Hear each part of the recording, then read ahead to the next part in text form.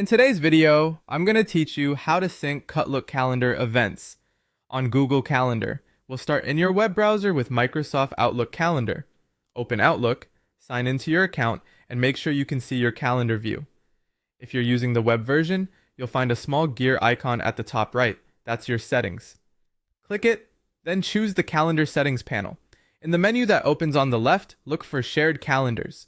This is where Outlook lets you publish a calendar so other apps can subscribe to it.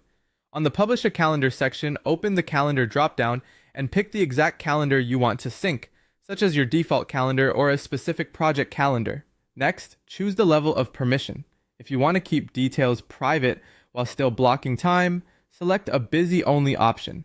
If you want event names and locations to appear in Google Calendar, select a view that includes details. When you're ready, click Publish. Outlook will generate two links, HTML and ICE. For Google Calendar, you need the ICS link because it's a standard calendar feed that other services can subscribe to. Click the ICS link, then use the copy option to place that address on your clipboard. Now head over to Google Calendar in your browser.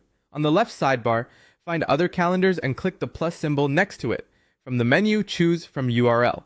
In the field provided, paste the ICS link you copied from Outlook, then click Add Calendar. Google will subscribe to that feed and create a new calendar entry under Other Calendars. It may take a moment for your events to appear the first time. If nothing appears after a few minutes, confirm you used the ICS link, not HTML, and that the published calendar has events. A couple of quick notes to set expectations. This connection is one-way and read-only from Outlook into Google Calendar. Any changes you make must be done in Outlook. Google will pick them up automatically. Updates don't happen instantly, so allow some time for Google to refresh the feed periodically. You can also assign a distinct color in Google to make those events easy to spot. This doesn't change anything in Outlook. If you ever need to stop seeing those events, you can hide or remove the subscribed calendar from Google without affecting the original in Outlook. And that's it. You've successfully connected your Outlook calendar to Google Calendar using an ICS subscription, keeping your schedule visible in both places with minimal effort.